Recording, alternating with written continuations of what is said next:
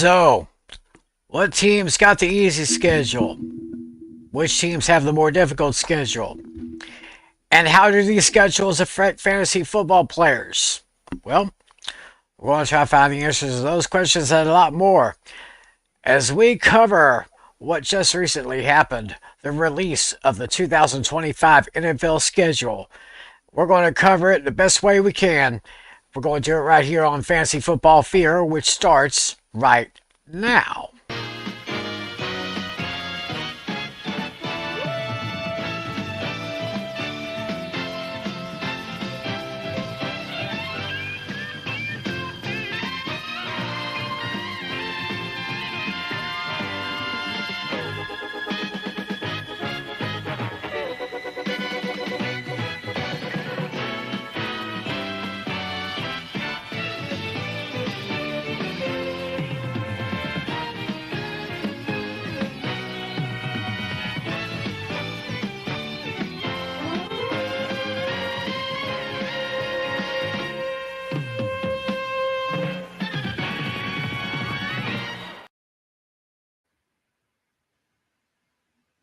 Well, hello everyone. Welcome to another edition of Fantasy Football Fever.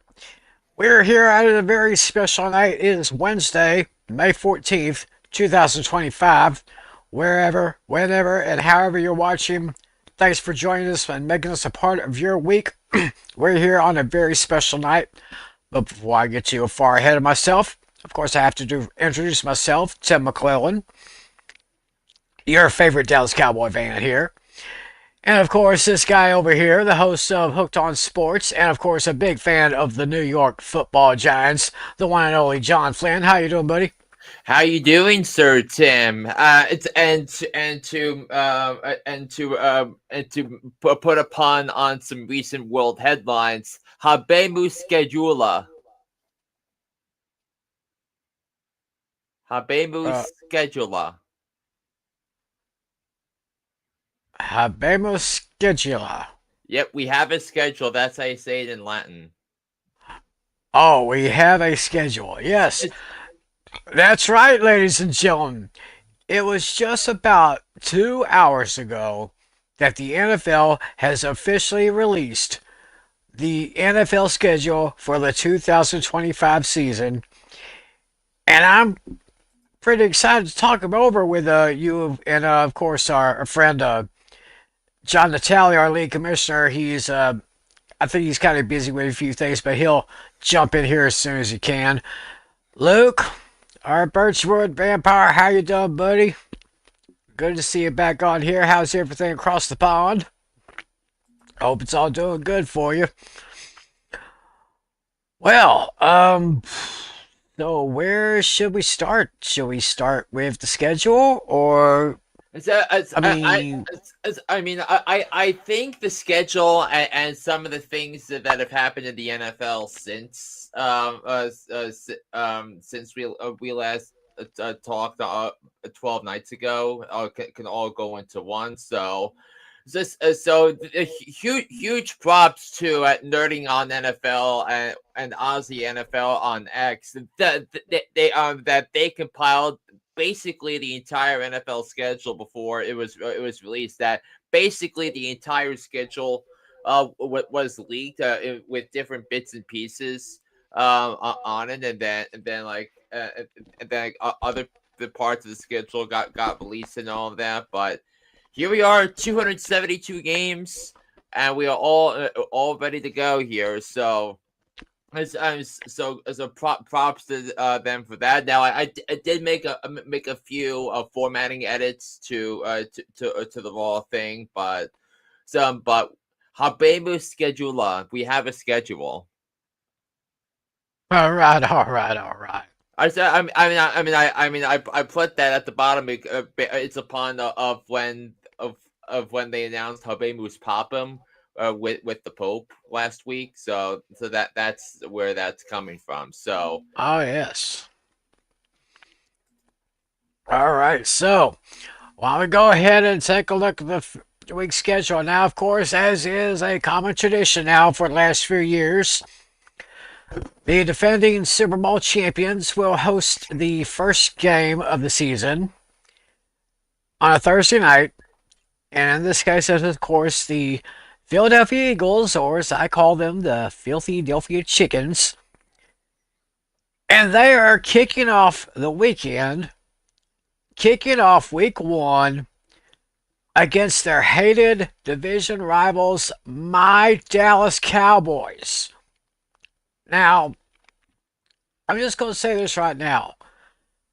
I'm not going to frown on this, but I would have preferred that these two teams had a few games under their belt before they got together for this first matchup.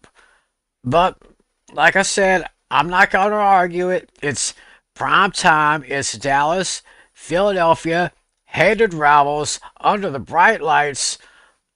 Very interesting way to kick off the season, Flynn. Yeah, where could we start? Like, so Jalen Hurts, Dak Prescott, AJ Brown, and Devontae Smith against CeeDee Lamb, and now Cowboy George Pickens. That's going to be a Jim Dandy of a ball game here because, and of course, we say that. And this kind of came to focus after the Cowboys made swung a big trade on last week as they traded with the Pittsburgh Steelers. They sent a third and fifth round pick to the Steelers in exchange for wide receiver George Pickens. Yeah. So it's gonna be kind of interesting seeing C.D. Lamb on one side and George Pickens on the other. So that might put Jalen Tolbert in the slot position, I guess. Yeah, I mean, it's going to be a test early on for Philadelphia defensively. That are we going to see a sophomore slump from Quinion Mitchell and Cooper DeJean? If so, and we're going to know a lot of really about these two teams after the first week, and I don't think might not be much might overreaction might not be needed here, but um I think this is a great matchup, and the NFL is and the marketing and the scheduling committee they killed it with these matchups in standalone windows and prime times games, holidays. It was incredible what they were able to do. Philly and Dallas, and it's going to be going to be great. And also the first time in 25 years the Cowboys faced the Eagles for their first opponent of the season. Mm. Yeah, and it's going to be interesting to see how the Eagles defense is going to hold up with I guess we call it now the Great Wall of Tyler. It's It got 2 years ago. We drafted a guy named Tyler Smith. Last year we drafted Tyler Guyton. Then this year we draft Tyler Booker.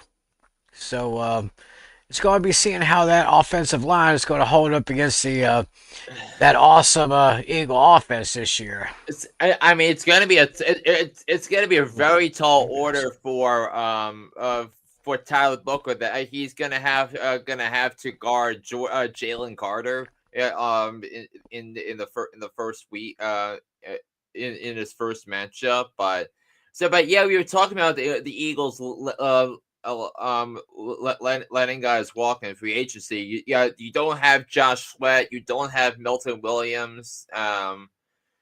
It's so that you they did bring back Zach Bond in the off season. So a couple of key pieces on that defensive line that they lost. So I think we're gonna so Harry Roseman's depth is gonna be tested early on, especially early on the season, because if we look at the first 5 weeks of the schedule for the Eagles, they first Dallas, they're at Kansas City, they host the Rams, they're at Tampa, and they're home against the Broncos. So all those all of them have solid offensive lines. So that defensive front is going to be challenged early on. So and it's gonna and won't definitely not favorable matchups early on if you're thinking of someone like Saquon Barkley. I mean,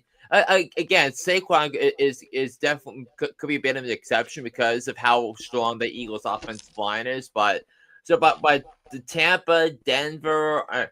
Yeah, even the Rams down the stretch, Tampa and Denver especially, they had great run defenses last year that said that they put a lot of emphasis on stopping the run. So it's going to be a tall order early on for the Philadelphia Eagles. And then if you staying with the Eagles, that they have 2 games against the Giants in October, and then after their bye, they have Green Bay, Detroit, Dallas, Chicago, the Chargers coming out of the bye week. So Ooh. that's definitely going to be a challenge, and then they're going to play Ashton Genty and the Raiders week 14, and then they finish at Washington, at Buffalo versus Washington. So their schedule on the second half of the season is not going to be easy, and it's not going to be easy for Jalen Hurts. It's not going to be easy, but I still think those Eagles still have the talent. It's going to be a little bit more difficult this time, so I'll be keeping my eyes on those guys.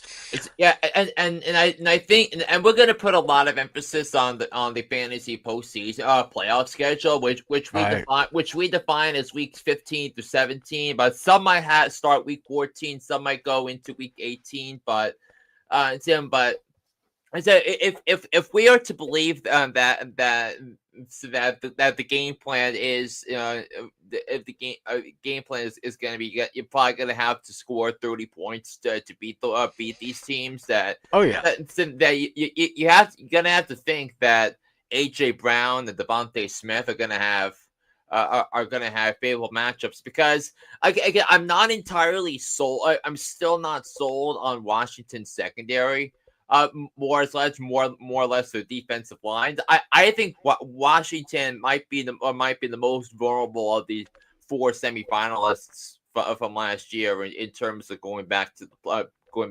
playoffs because of the improvements elsewhere. But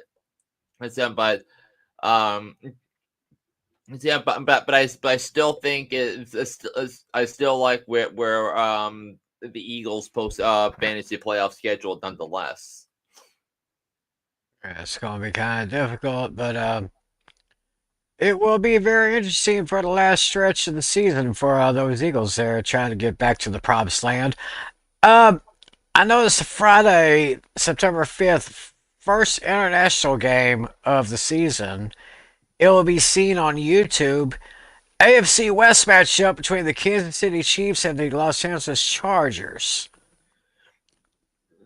It's So, if you look at Kansas City's lineup to start with, they start at Los Angeles at the Chargers.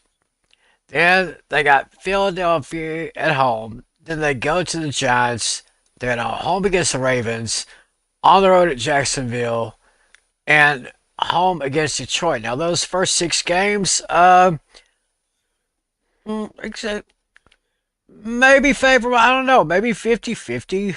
I'd say I mean you figure I mean you figure Vic Fangio is I mean even though Vic Fangio hadn't beaten the Chiefs or hadn't beaten Mahomes until the Super Bowl last year, that Mahomes was it was like 8-0 against Fangio coach defenses up prior to the Super Bowl, but um but I definitely think if you're someone that's looking to draft someone like Isaiah Pacheco, that's definitely not an easy stretch of games to start. And I think the thing is like even the Giants not going to be an easy team to score on this year. So it won't be a pushover like the last 2 years. So Right.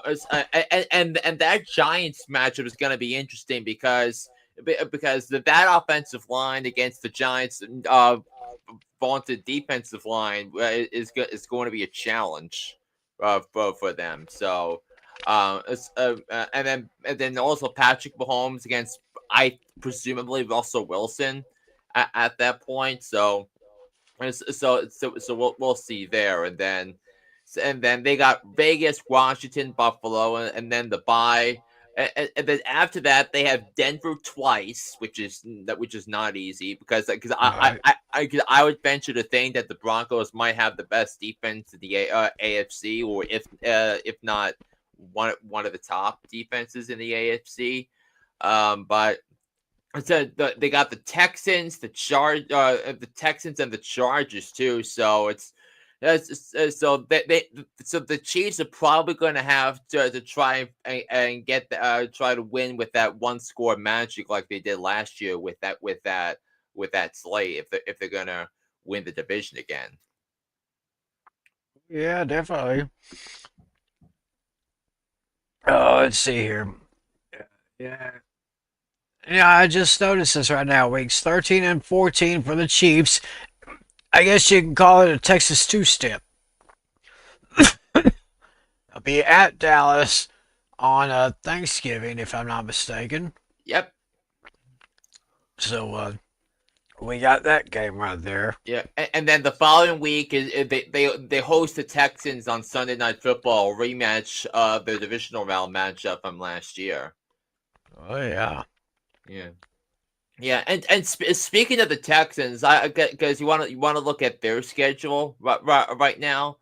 Yeah. Let's go ahead and check out that Texan It's schedule it's here. it's about because I think you're looking at is CJ Stroud going to bounce back after a disappointing season last year?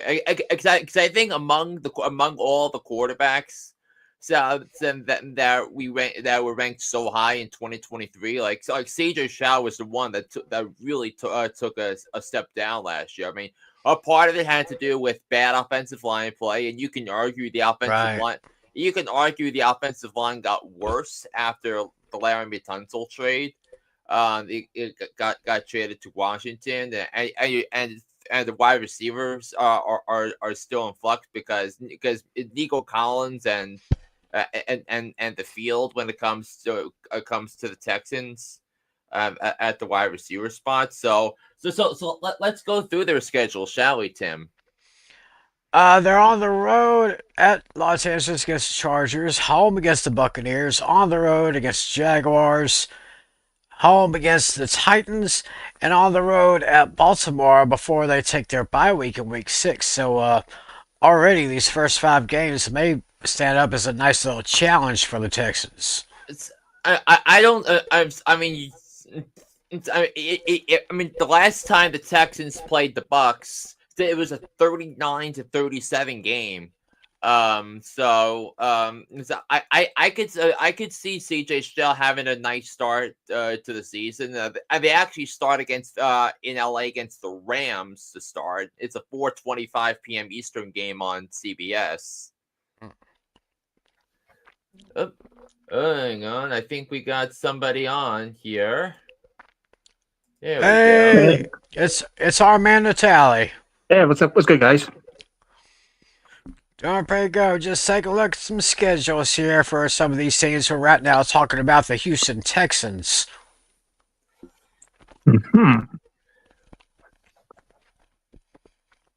And then looking at the next 5 games when they come off of their week 6 bye, they're at Seattle, home against the 49ers, home against the Broncos, home against the Jaguars, and then on the road to Tennessee. Hmm. So I think Flynn mentioned in our pre-show meeting that San Francisco's defense is not quite where they want to be. One game I see on here that looks intriguing for Tennessee is the one against the Patriots. Mike Vrabel coaches his own old team. Yeah. So back reunites with his old team, I believe. Yeah. I believe so. Yeah, and I think Tennessee. The other interesting game to me for Tennessee is Week 17 against the Saints. Is that going to be Cam Ward against Tyler Shuck? Mm. As and Oh, it's a probable. I mean, the two of the three rookie quarterbacks I could see starting the game this year. Starting a game this year. Maybe we'll see what the Brown situation is like, but looking at Tennessee, I mean, Cam Ward's got as bad a draw as you can get to start a career, because having to go to Denver against that defense, that's definitely not going to be an easy task whatsoever. I mean, Mm. there is a realistic shot that when we do the picks week one, that the Broncos could be a lock of the week possibility when it gets to that, if it gets to that point. So Mm. um so we have that, but then they have the Rams, Colts, Texans, Cardinals, Raiders, Patriots, Colts. So that they do have some favorable matchups for Cam Ward. But then coming out of the bye, they got Houston, Seattle, Jacksonville, Cleveland, San Francisco, Kansas City, New Orleans, and then they wrap up in Jacksonville. So Yeah, that looks like a very, very interesting stretch there with weeks 15 through 18 right there. yeah, I mean, and especially and speaking of the AFC South, what late season schedule that jumped out to me, in terms of how fantasy playoffs might go, is that of the Indianapolis Colts. Ooh, let's take a look at that here. The cold schedule here. Let me click that up so I can get a good look at that. On weeks 15 through 18. Hmm. They are on the road at Seattle. Then they're at home against San Francisco. Home against the Jaguars. On the road at Houston. Yeah. And week 14, the regular season finale, they're at Jacksonville. And they see the Jaguars twice in December. Hmm. So, like it's like you're looking at someone like Jonathan Taylor, as someone that you could be looking at drafting, and I think and a couple things here with some of these teams with Jonathan Taylor. One is that the Colts bye week is only shared with one other team, and that's the Saints.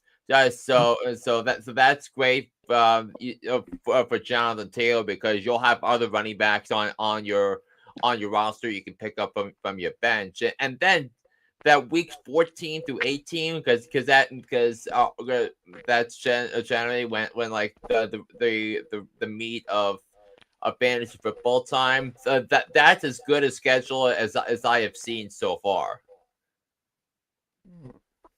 Sounds mighty favorable for the Colts and those boys there. Yeah, and two other running backs that I think have good bye week flexibility that are going to be manager favor that are going to be manager friendly.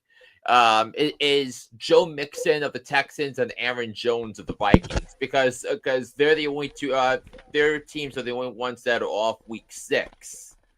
Mhm. Too. So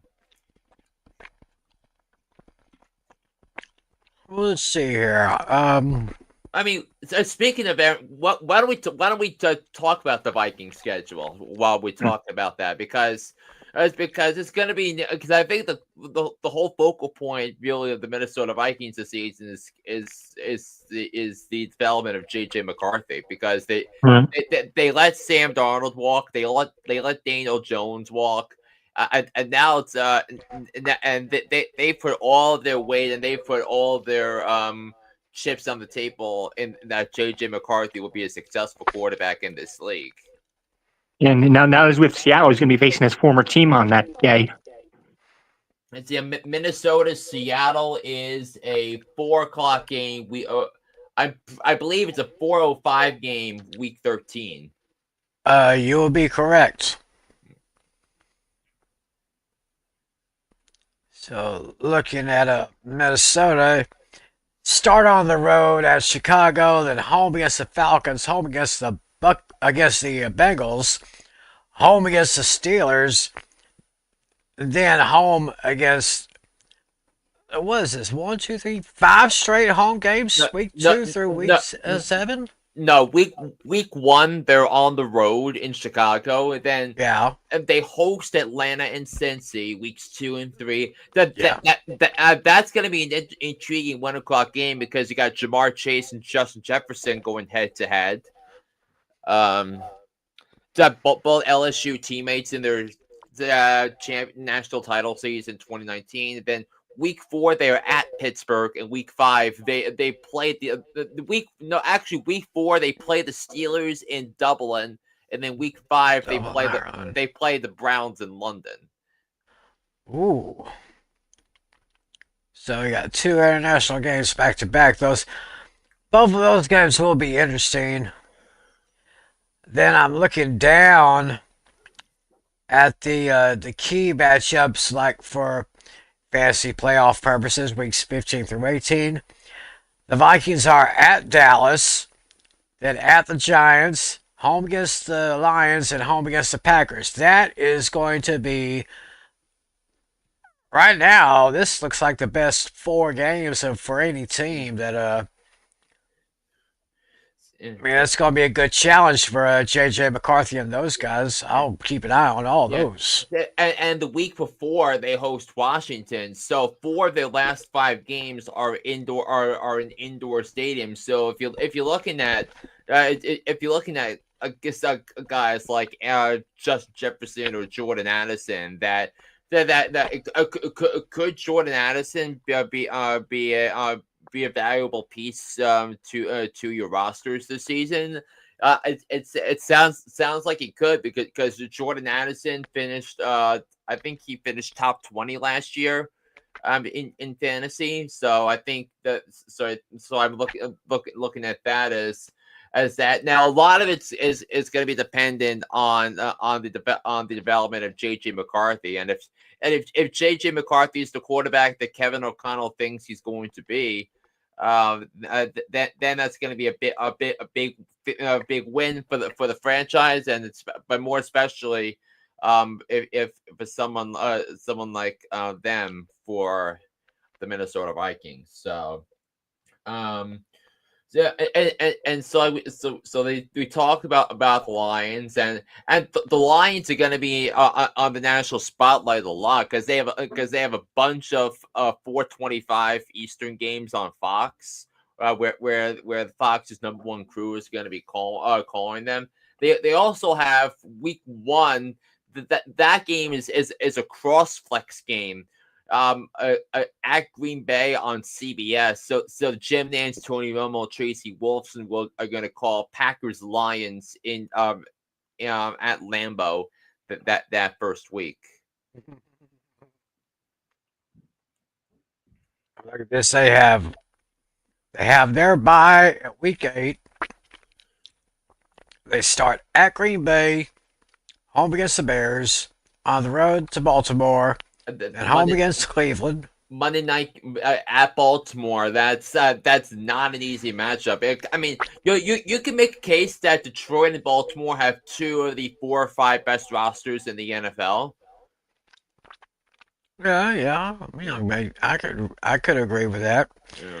Then week 4, home against Cleveland. Then they're on the road to Cincinnati, then Kansas City, before coming back home in week 7 to take on the Buccaneers before they take their bye week in week 8. So It's Sunday night football in Kansas City, Monday night football the following week at home against Tampa, and then they have a 4:25 Eastern game week 10 at Washington on Fox, Sunday night game at Philly, and then they host the Giants, host Green Bay again on Thanksgiving, and then they host Dallas the week after Thanksgiving, that Thursday after Thanksgiving next year. yeah, And then they at the Rams versus Pittsburgh, at Minnesota, at Chicago. So that's going to be a tall order for someone like Jared Goff. Um, they're also gonna. It's also not gonna be easy for before a guy like Amon-Ra St. Brown. Right. Not gonna be easy there. And while you guys are watching this here, why don't y'all let us know how your schedule looks with your favorite teams? Go ahead and make a comment down in the comment section below and tell us what you think of the schedule that your teams have gotten this year. Um, if you don't mind, guys, I want to talk about your team.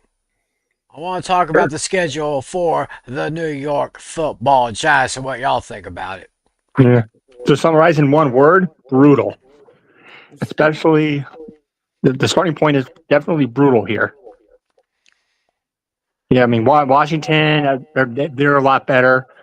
I mean Dallas always plays the Giants tough. They haven't. I don't think the last time the Giants beat Dallas was 2016, if I'm not mistaken. I said they beat the last time they beat Dak was 2016. Yeah, Ah, and then yeah, that was Dak's rookie year too. right, and then against the Chiefs, forget it. The Giants have no chance there. And that's a Sunday night game, Sunday night football NBC. Hmm. Too. Chargers, that can go either way. That's a tough one right now. It's looking like their first win. I don't think might not be against until the Colts. If I had to guess, I see an 0-4 start right here. It's I mean the thing about Washington is that last year, I mean the two games they played against Washington, the first game, if they had a healthy kicker, they would have beaten Washington, and Mm. and then the second game, if there wasn't a missed tackle on 3rd and 18, they would have beaten Washington that other game. So I think I think they're gonna split with Washington. Mm. Yeah, I see a split too, but just that first game though, I just don't see it. We'll see though, Yeah. because yeah, right now, yeah, I could see a split there. Chargers is my question mark. Colts, I have a win. I mean, Denver's a question mark, I think, for now. Chicago, I'll probably put as a win. Uh, let's see. Vegas, probably a win. No, no, I'm only visualizing 4 wins, maybe 5. I think they split. Ew. I think they split with Dallas. I think they can beat New England on the road. Oh yeah, right. I mean, like the thing is, I don't think the Giants are going to be as bad as they make them out to be. Mm, Because remember that much improved defense that they upgraded at the secondary with Holland and with right, Depot and of course drafting Abdul Carter and drafting Darius Alexander to stop the run. So right, uh, I mean you knew the schedule. It's like you knew the opponent. It's just a matter of when you play them. And of course, with this being a right, Vegas football show, so like when you Wow. play them is important. So looking at the Giants fantasy playoff schedule, I mean they're off week 14, which is the last week of the regular season. So that's gonna be interesting if you're if you have Malik Neighbors and your playoff fate hasn't been decided yet. So right.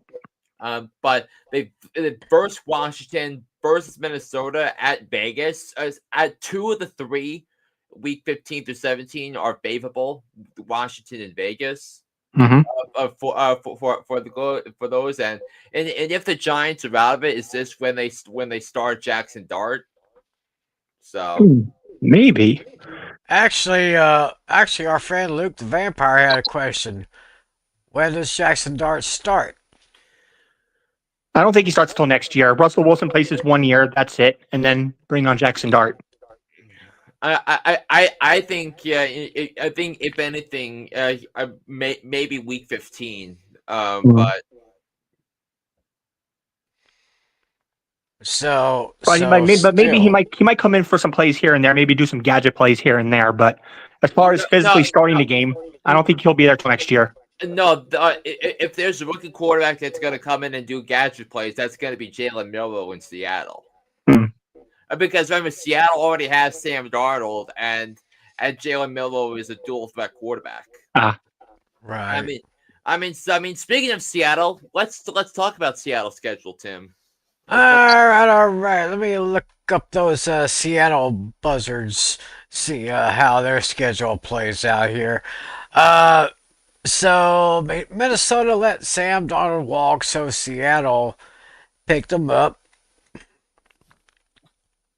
Of course, they finished first in the NFC West last year. So taking a look at the first 7 weeks, they have a bye week in week 8. The Seahawks start at home against the Niners, on the road against the Steelers, back home against the Saints, then on the road on a Thursday night against Arizona, back home against the Buccaneers, on the road at Jacksonville, and then Monday Night Football Week 7 at home against the Texans. Hmm. Very interesting. Very interesting lineup for these first 7 games for Sam Donald and company. mhm. It's, yeah. So, I mean, definitely some matchups that you can extract. Maybe we look at Sam Darnold as a potential start option, like week 4 against the Cardinals. Because remember, Arizona's defense is still a little inexperienced, but I think they're gonna get better as the season goes along here. But I think it's not going to be an easy start though if you're looking at Kenneth Walker the third or Zach Charbonnet, because Pittsburgh and Tampa are not going to be easy defenses to run on. Right. Um, Then when they come out of the bye week, they go on the road to Washington. Then they're home against Arizona. Then they go on the road to Los Angeles against the Rams, and then to Tennessee against the Titans. And then week 13, Yep, Seattle. 4:05 Eastern start. Seattle against Minnesota. Sam Donald goes up against his old team. Yeah. Mhm. Definitely going to mark that one down. And then through the home stretch, the final stretch of the season, the Seahawks will go to Atlanta to face the Falcons. West going to East. We all know about that. Then week 15, home against the Colts, home against the Rams, on the road against the Panthers, and on the road against the Niners. I mean, Colts, Rams, Panthers. You'll take that. If you're Sam Darnold. I'll agree with that. I mean, Yeah. I could see maybe. I could see. I could probably see Seattle winning those last 4 games. I mean, and remember, Seattle has and those Seahawks Rams games, because they play the Rams in LA week 11, and then they have the Thursday night game week 16 on December 18th. The Cooper Cup against the Rams, his Mm. former team. Um, Oh, but we're obviously going to have to monitor his health situation throughout the course of the season, because Cooper Cup has had some health issues over the last 3 years. So could this be a monster year for Jackson Smith and Jigba? Yeah, I could see that. quite He's possible. probably the clear number 1 receiver now. Yeah. I could see. I can see JSN having a really, really good season this year. I mean, he might be one of the candidates of the second tier wide receivers, that could be a big difference on your fantasy teams this season. Uh huh. It's because if we if we look, because I have um because I want to take a look here at Jackson Smith and Jigba's numbers from the last couple of years. Um, and now that we mentioned it, um, NFL since yeah, Let's see here. Well, with the basic stats here, what I see, he caught 100 passes for 1,130 yards and 6 touchdowns, and averaged about 11.3 yards per reception. I mean, already 1,000 yard receiver. Hmm. And in with standard scoring, he finished last year as the 14th ranked wide receiver, and in PPR he finished number 9. I can It's I can uh I can see an up season for him this year. yeah, it's 100 catches, 137 targets last year. So you mentioned 1,130 yards receiving. And he had 14 plays of 14 receptions of 20 plus yards and 6 touchdowns. So So yeah, as I said, it's an up year for him. So I think he'll be all right. Let's. I want to take a look at. I want to look at the Kansas City Chiefs schedule. Of course, we know that they will be starting the season in Sao Paulo, Brazil, against the Chargers. That game is scheduled to be on YouTube. Hmm. it's That's what I yeah. hear. I think the Chiefs are one of the teams, Natalia, that we talked about before you came on here. Uh So huh. so so we want to get your takes on this. I mean, is that do we see anything that'll be helpful for Chiefs players in fantasy like Xavier Worthy? Hmm. Let's see. Well, I mean, the Chiefs' schedule is a little bit tougher compared to last time around. Let's see. I gotta do some counting here. Uh, Probably when they play Tennessee. Yeah, Tennessee's not really that good. And I mean, their offense looks okay, but their defense is pretty bad. So yeah, if you're in a championship league around then, I think that's a day to keep your eye on. So, yeah, Uh, week 16 is the Titans in Nashville. yeah, I'm And, looking at that one. Yeah. and then they have to play at home against the Broncos on Thursday night football on Christmas night. So Ooh, so they have a short week. yeah, that's going to be like a Yeah. battle of the defenses there, I would say. I mean, and could this be a game that could determine who wins the division and if they both make the playoffs in terms of seeding as well? Hmm. Yeah, I mean, I'm still leaning towards Kansas City winning the division, but it's not going to be easy. So I think it's going to be like I think they're going to win the division, but only have maybe 11, 12 wins, something like that. Yeah. Everybody else could going to be one below, one below, one below, like kind of like that. Yeah.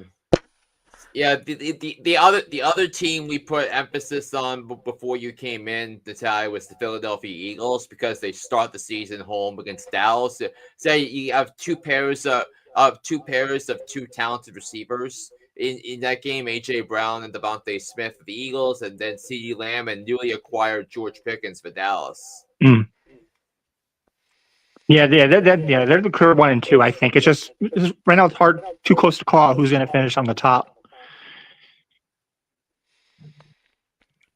okay.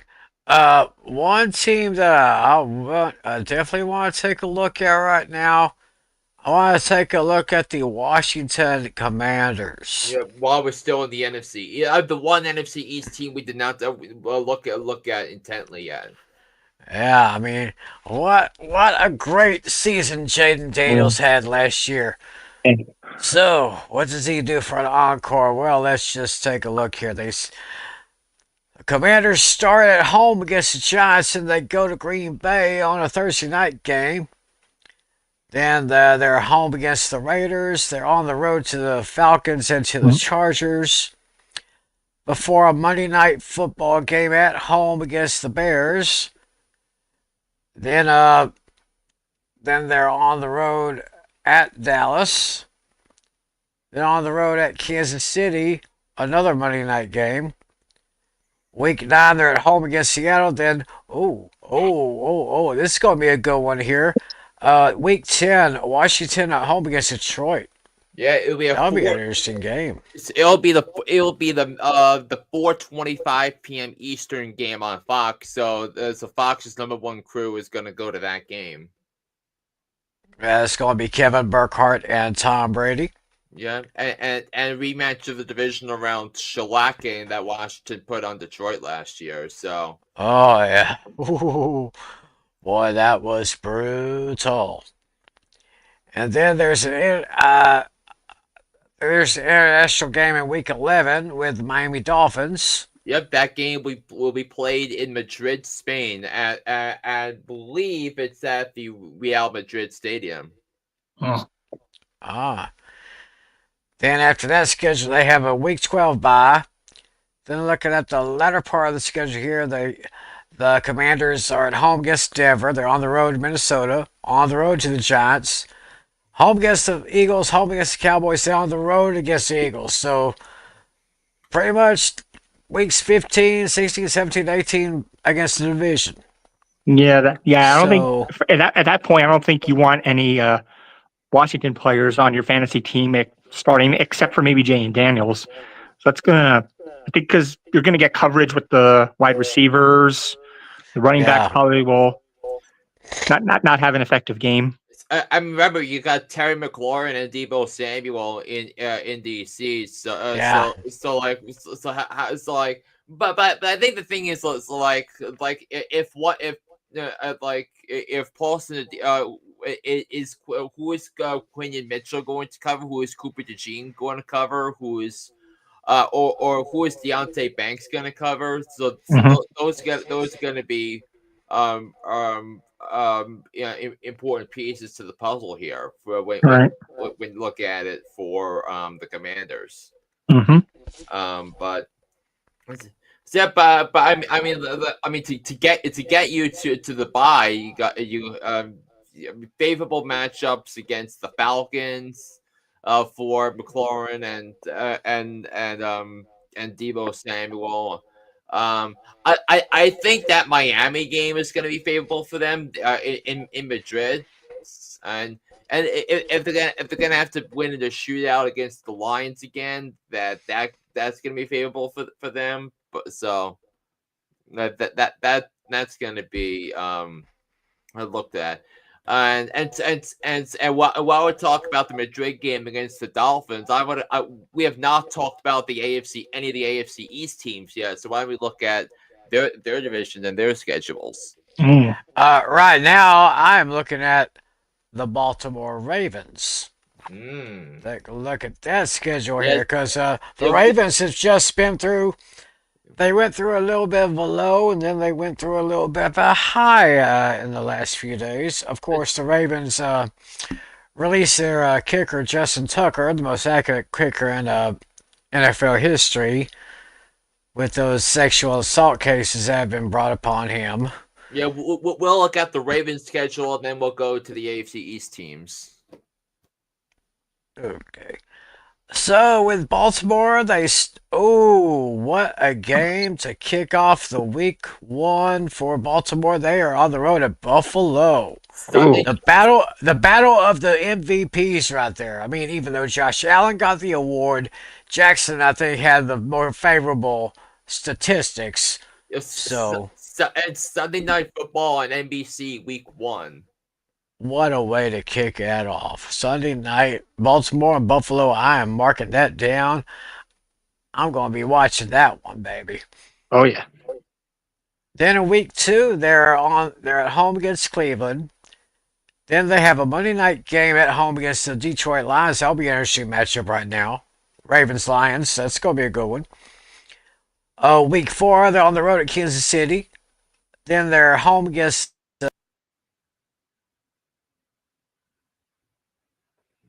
You muted yourself, Tim.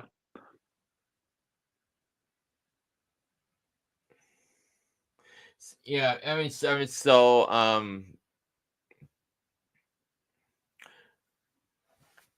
let me see if I can unmute him. Oh, so he muted himself. So, as Tim was saying, we were at what was it, week 4 he was at? So that was a game at Kansas City. So 4:25 Eastern game on CBS. I have to assume that. And then at Houston, at the Rams for their bye week 7. And by the way, Tal, you said one of the lessons you learned last season was to draft Lamar Jackson on your fantasy team, right? Mm-hmm. So as well, week 7, the only two teams on bye are the Ravens and the Bills. So if Oh. if if you don't have if you do draft Lamar Jackson, you sure as hell don't have to worry about Josh Allen either. That you have a slew of quarterbacks. You can have you can pick up on the waiver wire to put in his place for that week. So it's, I mean, you all the more reason to draft Lamar Jackson this year. Mm-hmm. Definitely. Yeah, I think whoever gets him could very well be the early favorite because yeah, look at what happened this year and last year. The person who had Lamar Jackson won the fantasy league. Our league the last 2 years. Yeah, me the past season, and then Lucas the season before that. And in the league where I drafted Lamar Jackson, I won. Oh, yeah, there we go. There you go. So I guess Lamar Jackson is probably the key for your fantasy team right there. And Josh Allen too. We'll get Mm-hmm. it. We'll look at his schedule after we finish up Baltimore's. Yeah. So as I was saying before, the battery here cut me off, but it's okay. I'm good here. So week 8, they are the Ravens are home against the Bears. Then there are 3 straight road games: Dolphins, Vikings, and Browns. Then 3 straight home games against the Jets, the Bengals, and the Steelers. Then they go to Cincinnati in week 15, week 16 home against the Patriots, week 17 and 18 on the road to Green Bay, and then to Pittsburgh. So that is going to be a very interesting stretch as far as the fantasy playoffs are concerned. Mm-hmm. I mean, we could be look. I mean, you kind of have to love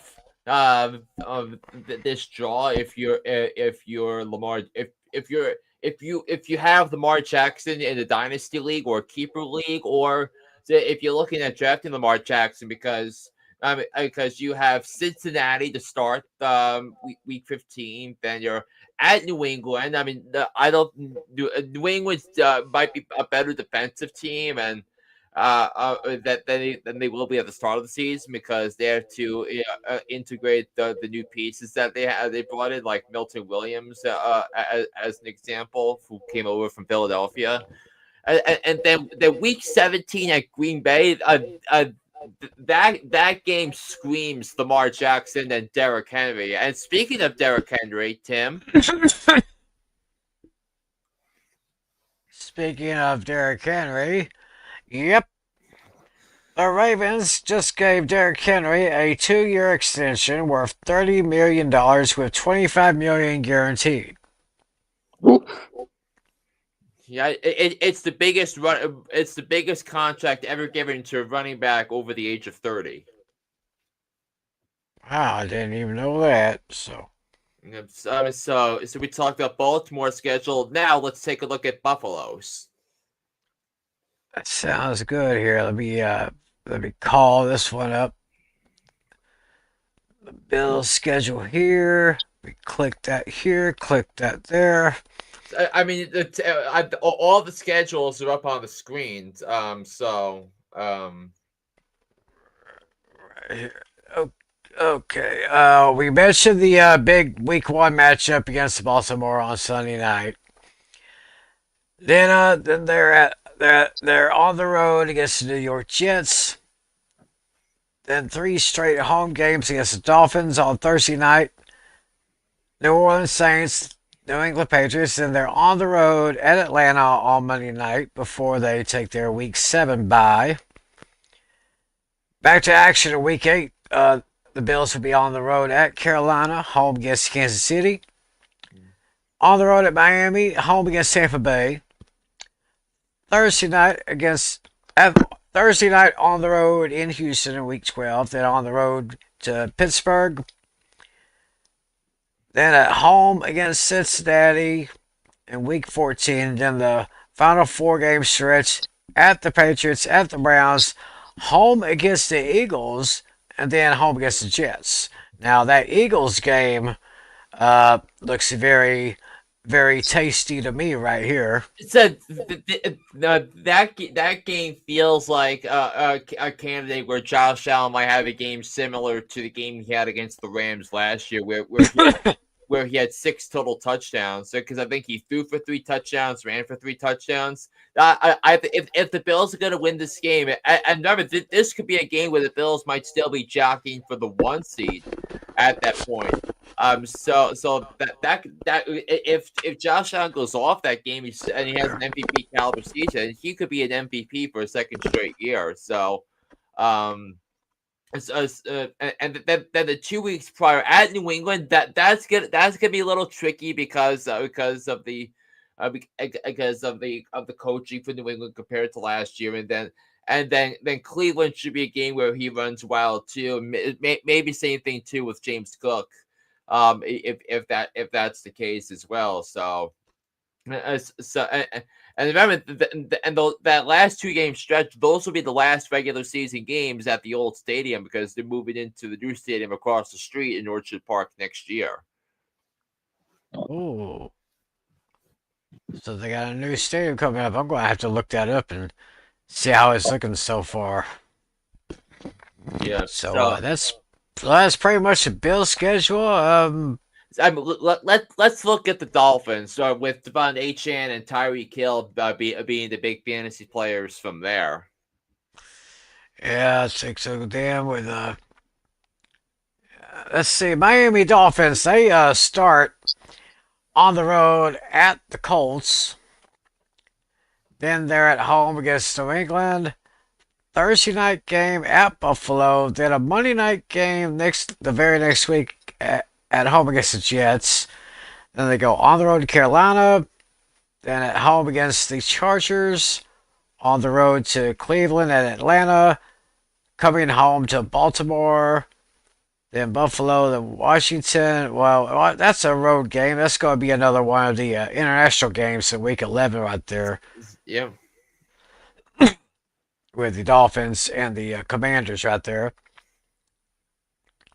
Then after a Week 12 bye, the Dolphins will be at home against the Saints, and they're on the road to the Jets, on the road to the Steelers on ESPN's Monday Night Football. Week 16, they're at home against the Bengals, home against the Buccaneers, and on the road against the Patriots. A much different looking fantasy postseason fantasy playoff schedule for the Dolphins than it was last year because they had to face 3 tough defenses last year in the 3 weeks, which was the reason why I did not draft Tyreek Hill in fantasy last year. But now you got Cincinnati and Tampa as at home, so in the warm weather. So it feels like you can go off now if you're those guys, if you have them. You get have a good upside with those guys, especially during that latter part of the season right there. Yeah. Yeah. I mean, the Patriots are one of the more interesting teams this season because they brought in so many new pieces. I mean, they got a new coach, Drake May entering year 2 as a starter. So why don't we take a look at why don't we take a look at the schedule here when it comes to the New England Patriots? They will start week 1 at home against the Raiders. Josh McDaniels' revenge game, maybe. Josh McDaniels is back in New England as the offensive coordinator. Oh yes, oh yes. Of course, we all thought the McDaniels deal in Vegas was never really good anyway. Then they go on the road week 2 against Miami. Then back home against Pittsburgh and Carolina before going on the road to Buffalo, New Orleans, and Tennessee. Back home against Cleveland and Atlanta. On the road to Tampa Bay. Home against the Jets. On the road at Cincinnati. Then home against Giants on a Monday night game. Then they have a week 14 bye. Then the last 4 games, home against the Bills, on the road against the Ravens, on the road against the Jets, home against the Dolphins. Yeah. That's an ugly turnaround for 15, 16, and 17 if you have any New Uh, England players. I I mean, agree. so what do you think? What are you thinking? I mean, Trevion Henderson, or I mean, definitely not Ramondre Stevenson anymore. Because I think the ship is sailed on him. Oh yeah, he was a big disappointment. Yeah, I mean, I think in one of my leagues I had to bank on Ramondre Stevenson for in the for a game, and that turned out to not turn out so well. But but for the Patriots, but also if you're thinking of drafting the Patriots defense slash special teams, but having to play Josh Allen and Lamar Jackson back to back weeks, Right. yikes. Ouch. So I guess we could go ahead and take a look at the Jets schedule. They're on at home against Pittsburgh in week 1. Then they're at home against Buffalo. Yeah. On the road to Tampa Bay in week 3. Then they have a Monday night showdown against the Dolphins in Miami. In week 5, they're at home against the Cowboys. And then week 6, it's an international game with the Jets and the Broncos. In London. Jolly old London, of course. Week 7, they're at home against Carolina. Then on the road to Cincinnati. Then the Jets have their bye in week 9. I mean, looking at that first half, not a terribly difficult schedule at all for Justin Fields. That they get Carolina, they get Cincinnati, so they get a Miami team with a very weak secondary, especially at the safety position. The Dolphins are one of the teams that you can argue that got weaker this offseason compared to where they were at this time last year. And also, and keep in mind the storylines for week 1, Justin Fields against his former team. And what if the Steelers signed Aaron Rodgers week 1 at the Jets? That would be something, but I don't think it's going to happen, but we'll see.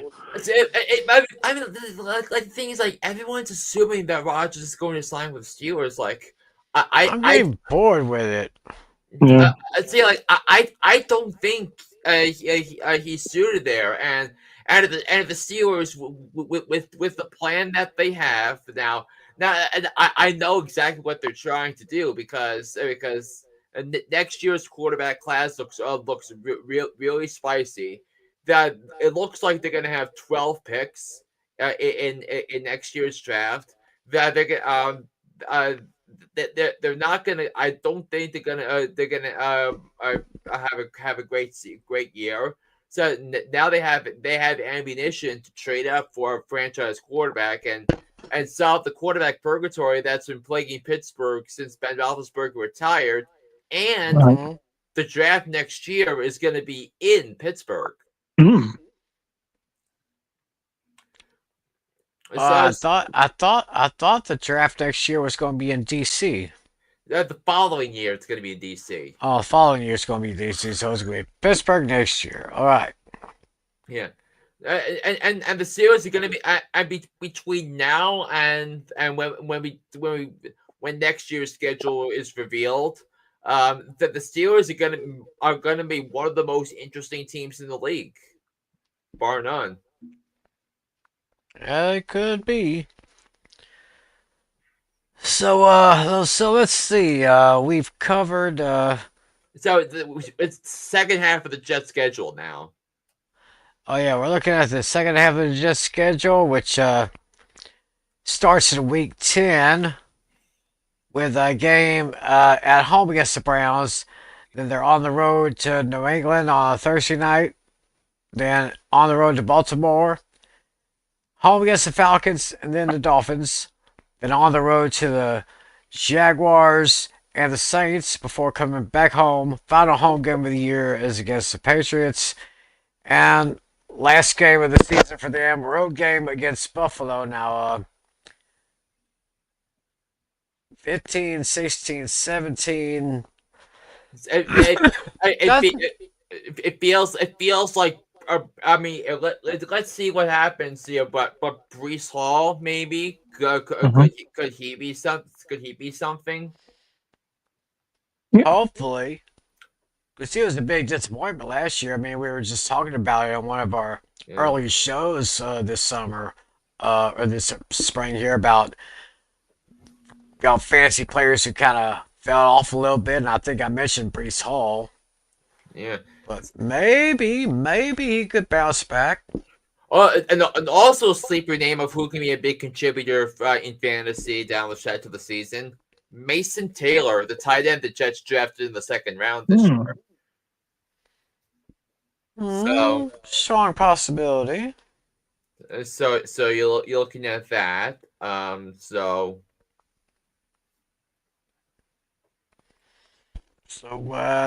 that last game against Buffalo, that's going to be a good test. That's going to be a good one.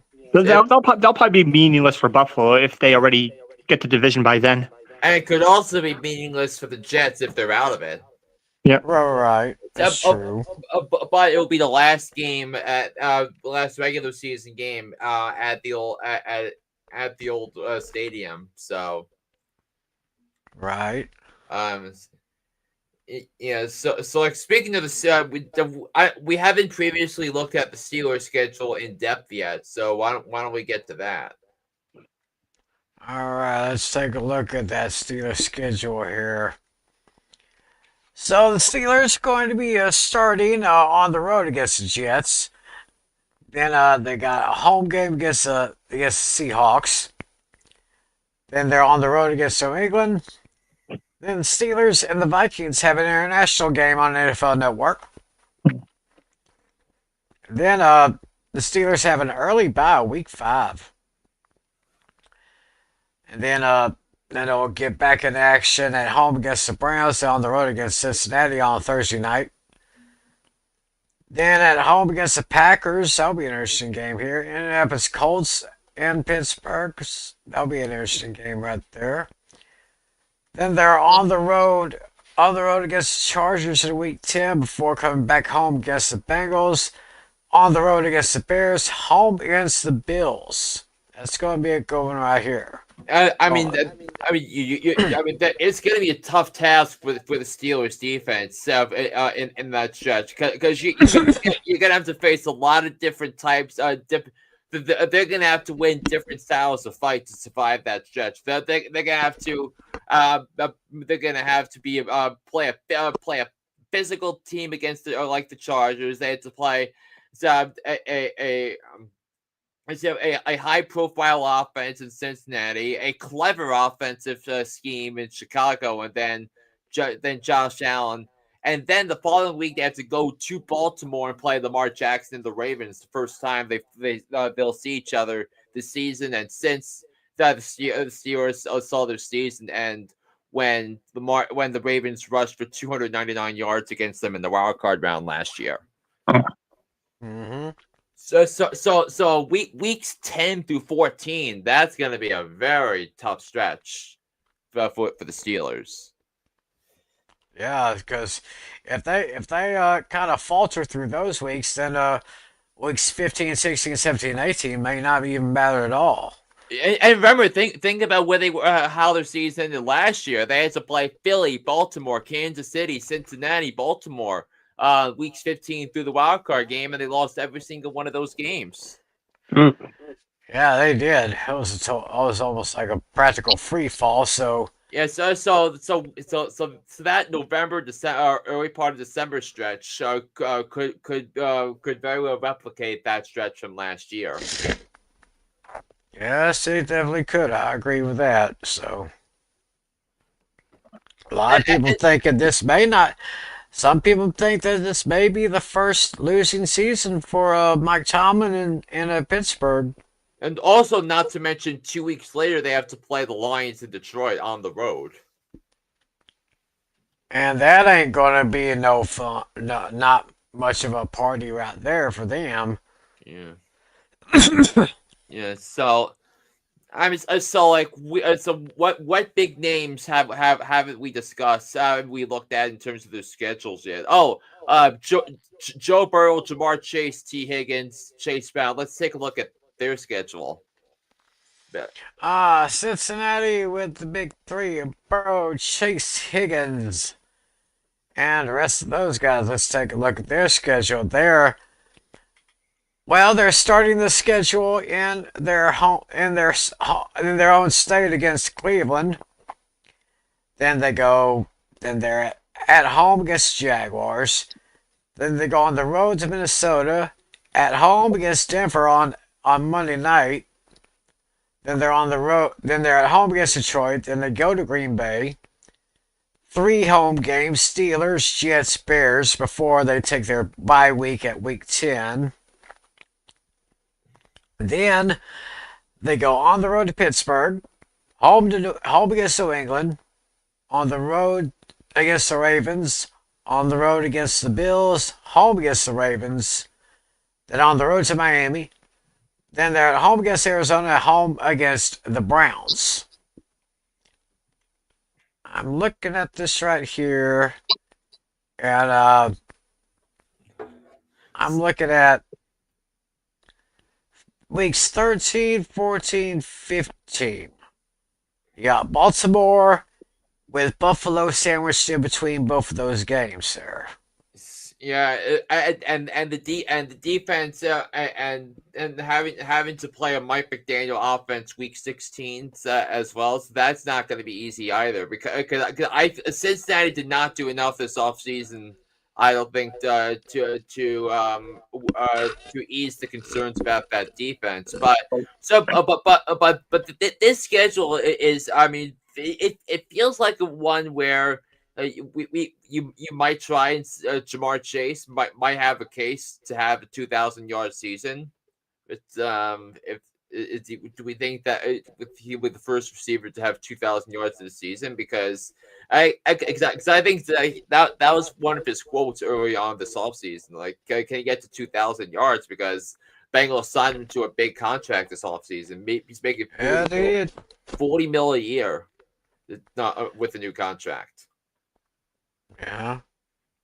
So, I mean, I'm definitely happy for the Bengals for keeping their both of their star wideouts, keeping them with the team. So, Yeah. Well, also remember too, both of their games against the Ravens last year were shootouts, and it was like they lost one 35-34, and then they lost the other one like they were up by 10 points in the fourth quarter. It was like 38-28. They wound up losing that one. right. So that could be a game where Joe Burrow throws two games where Burrow throws for 400 yards and four Oh yeah. touchdowns, and Jamar Chase has 150 receiving yards and a couple of tutties in those games. So I was looking at that. Maybe that Buffalo game, week 14.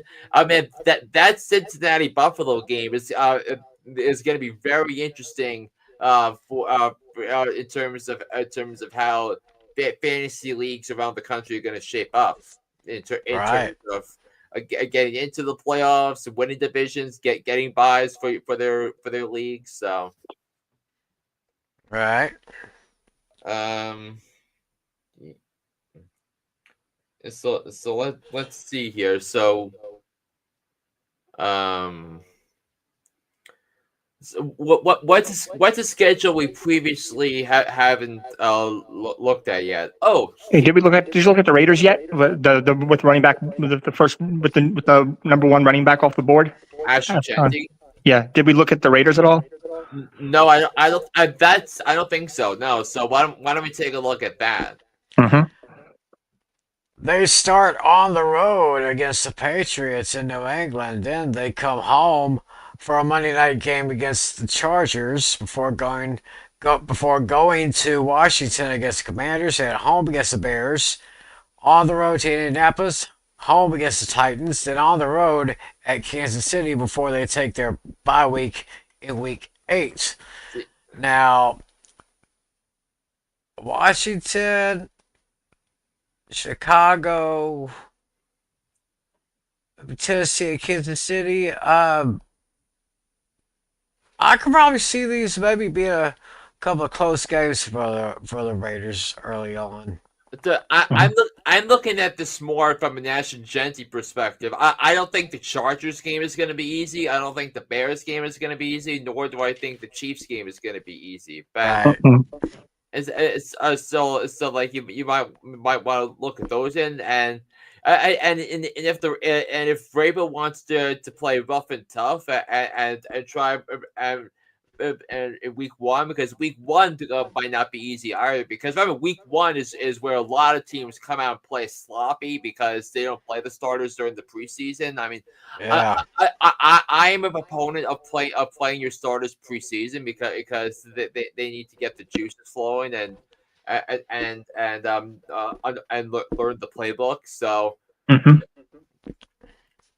Right. but again, you also have to remember though that the Raiders are being coached this year by Pete Carroll. Right. Yeah.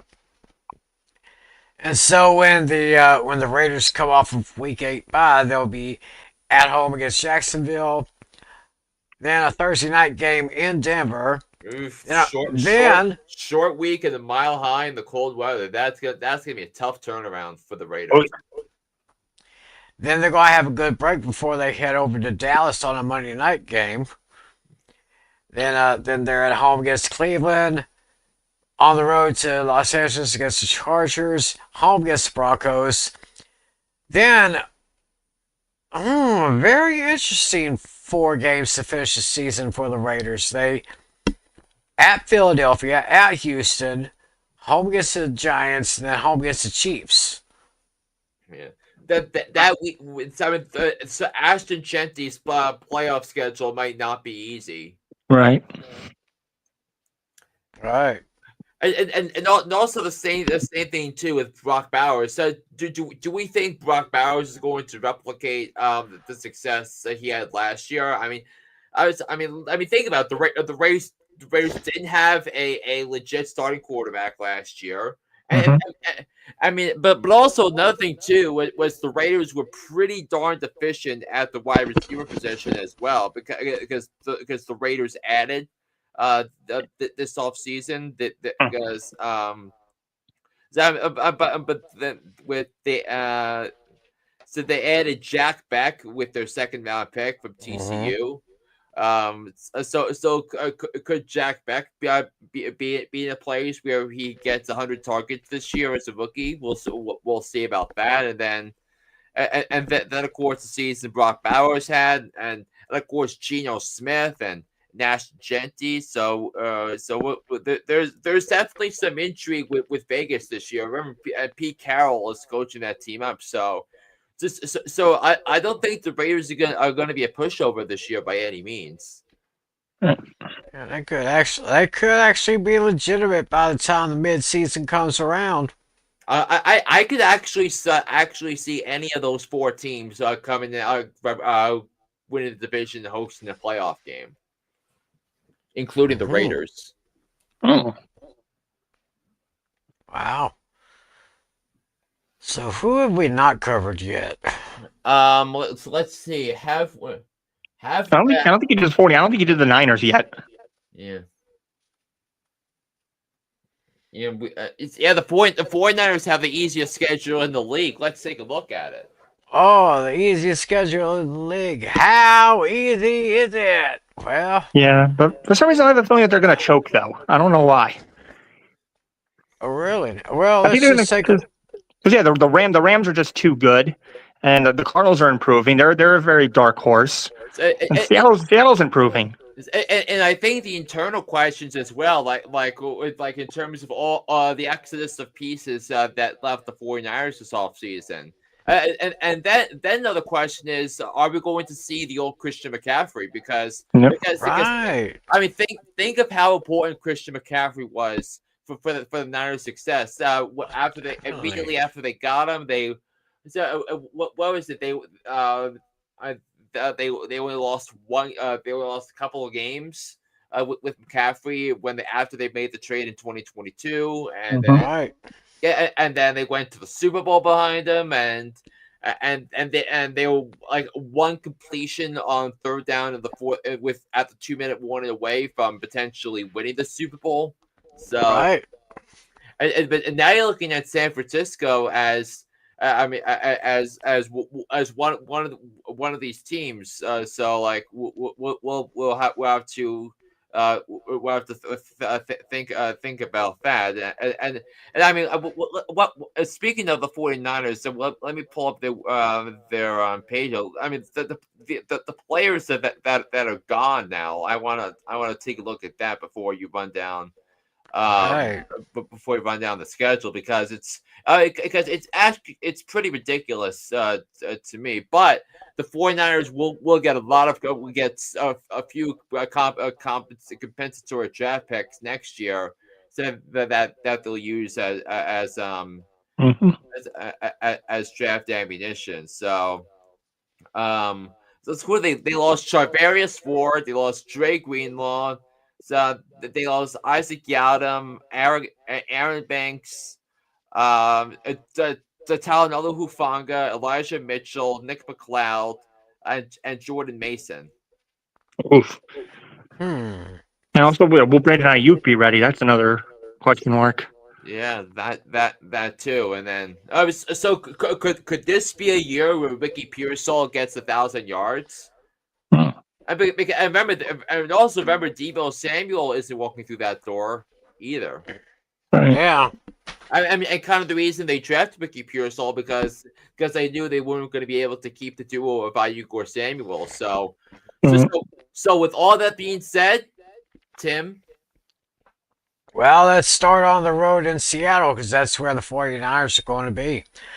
Then they're going to be on the road against the Saints. Then they're at home against the Cardinals, at home against the Jaguars. Then a Thursday night game on the road against the Rams. Then they're on the road against the Buccaneers. Back home against the Falcons in week 7. Then they're on the road at Houston. They're on the road against the Giants. Then they're back home against the Rams. On the road to Arizona.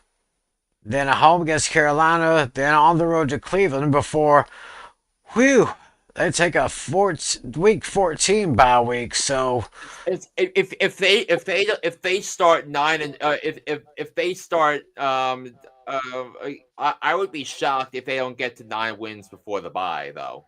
Because I mean, look at that schedule. Look, Seattle, New Orleans, Arizona, Jacksonville. That should be 4-0 right there. should be.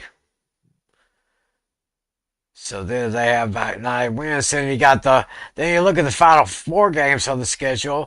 They have a home game against the Titans, and they have a Monday night game at Indianapolis. Then a Sunday night game against the Bears in San Francisco, and then they'll host the Seahawks for their season finale. So 9 wins. First 4 weeks go 4-0. Mm, I could maybe see that happening. Okay, he said he's got to go. All right, well, take care, Luke, and I hope to see you again. I hope to see you around here soon again. Cheerio, Yep. my friend. Take care, Luke. So, Yeah. And then, and, and, this and then also 49ers team that also that extended George Kittle, I believe, as well. This off. I believe that is correct. They did extend George Kittle. I want to say it was sometime last month, either right before or right after the draft. Yeah. So, So yeah, so two teams we did not discuss yet. Let's finish up the NFC West. We haven't discussed looked at the Cardinal schedule or the Rams schedule because right now those are two teams that I could see both going to the postseason. Yeah, same here. I would concur on that. So looking at the Arizona Cardinals schedule, they start on the road at New Orleans and they're back home to Carolina. On the road to San Francisco, then a Thursday night game at home against the Seattle Seahawks. Then they're at home against the Titans. On the road at the Colts. Then a very interesting one against Green Bay here. That'll be an interesting game here before they take their Week 8 bye. Then Arizona has a Monday night game at Dallas in Week 9. Then they'll be on the road to Seattle Week 10. Then come back home for the 49ers and the Jaguars before they're on the road to Tampa Bay. Back home against the Rams. Then on the road to Houston. Then back home against the Falcons. And they finish their season with two road games at the Bengals and at the Rams. I mean, I mean, Marvin Harrison Jr. has got to be licking his chops at the second half of that schedule. I mean, playing Tampa, playing. I mean, week 12. I mean, what is it? Week 11, week 10, 11 on Seattle, San Francisco, Dallas, Tampa, Atlanta, Cincy. That I could see Marvin Harrison Jr. being having a huge second half of the season. I Mhm. I, I mean, because I mean, what was it? You had Marvin Harrison Jr. in our league Yes. last year. I mean, Hmm. I thought he was going to be a top receiver. Based upon the fit, based upon the quarterback and his ability to throw the ball down the field, and he just didn't turn out that way. I was a little disappointed by that as well. Yeah. Yeah. I thought he was going to be my steal this season, but it turns out it was actually Brock Bowers. Yeah. Yeah, so that's pretty much how the Cardinal season shows up here. Yeah, I'm a firm believer of the rookies. I think I drafted like 5 rookies. I think last time. Yeah. We're definitely gonna have to hear your takes later this summer about the bookies you think that are go that you're gonna be planning that you advise the viewers to draft because Yeah, I mean we'll see. We'll see if they fall. We'll see if they fall in my lap. It all depends if they fall to me. I mean, it's not as overwhelming as last year, Right. but you have some sneaky propositions when you look at the running back position. Is Cam Scatterbo going to be the starting running back for the Giants? But after their bye week, Yeah, probably not, but we'll see. Caleb Johnson in Pittsburgh, Amari Hampton in L.A. Mhm. Right. So, Yeah. all right, so let's take a look at the Rams. Let's take a look at the Rams. They start at home against the Texans. Then they're on the road at Tennessee, on the road at Philadelphia, back home against the Colts and the Niners. The Niners game is a Thursday night game. Then week 6, they're at the Ravens. Then they're back. Then they have a game against Jacksonville. I believe that's a London game too. Mm-hmm. Is Yeah. that I mean the all the road trips that they have to take the first half of the season, they're going across from LA to Nashville to take on Tennessee, then on to Philly, at Baltimore, and then at London. So it's going to be a lot of mileage early on for the Rams. And then they'll finally be able to play their division rivals on the road after their bye week. Yeah. Then week 9, they are at home against the Saints, on the road to San Francisco, then home against Seattle and Tampa Bay, on the road to Carolina and Arizona. Then they're at home against Detroit. Then they go to Seattle and go to Atlanta before finishing at home against Arizona. So, I mean, so I I mean, I mean, I mean, I mean, I kind mean, of what we're looking at in terms of Puka Nakua and Kyron Williams. I mean, could Puka Nakua get to 2,000 yards? Because remember they're they're without Cooper Cup, but they did replace as Cooper Cup went out, Devontae Adams came in. So yeah. So he'll be a nice compliment for my man. So I uh, kind of gave him a little. I kind of gave him a little nickname. I call him Nakua Matata. yeah, I mean, the Rams have the difficult schedule because they have to go to Philly because the same place Yes. finisher. They have to go to Baltimore, same place finisher, and then they host the Lions week 15. Matthew Stafford against his former team. I mean, the last two times they played each other, they played in Detroit with the playoff game last year, and then week 1, Sunday Night Football. In Right. Detroit, a game that ended in overtime, where the Lions won the coin toss and drove down the field, and Rams never got the ball back. Um, Yeah, but it's going to be different now. Yeah, both teams, I think, get possession no matter what. yeah, in the regular season now. Yeah. Mhm. So Uh, that's going to be over there. yeah, but so I mean, so we have not discussed the NFC South, any of the NFC South teams at all The today. NFC South teams, we have not really taken a good look at those guys. Well, let's just I, go I, ahead and. and not I mean for fairness sakes too, because I think the AFC South and the NFC South are going to be the two weakest divisions in football this year, bar none. Well, we'll start with the Atlanta Falcons here. They will start at home against the Buccaneers. Then they're on the road to Minnesota, on the road to Carolina. Ooh, they're at home against Washington in week 4. That's going to be kind of a real tough one there. Then they have an early bye in week 5. Then, if that's not bad enough, they have a week 6 game at home against Buffalo on Monday Night Football. Then they're on the road to San Francisco, at home at Miami, on the road at New England. Then they have a November 9th game against the Colts, Falcons and Colts. That's going to be another international game on In NFL Network. in Germany, week 10.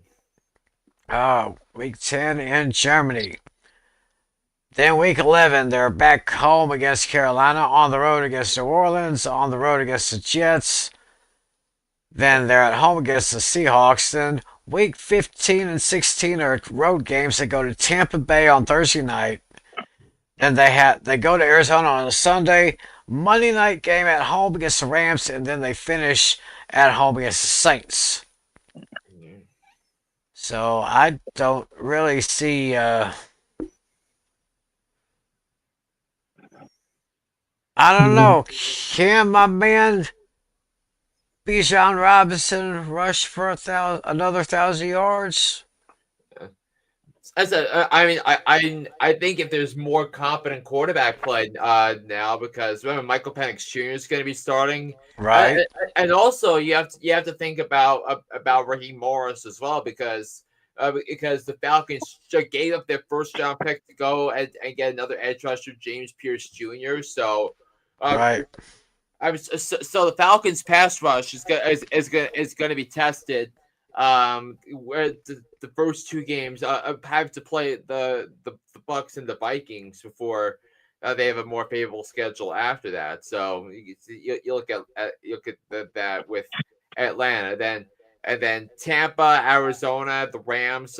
I mean, all of it's going to depend on how the quarterback plays for these games. So it's going to be a wait and see on how that's going to pan out.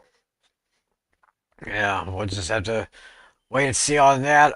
Let's now talk about the Carolina Panthers and their 2025 schedule, where they open on the road at Jacksonville, then they go to Arizona, home against the Falcons, and on the road to New England, home against the Dolphins and the Cowboys, then on the road to the Jets, home against Buffalo, that ain't going to be an easy game. Then they're on the road to Green Bay, that's not going to be easy either.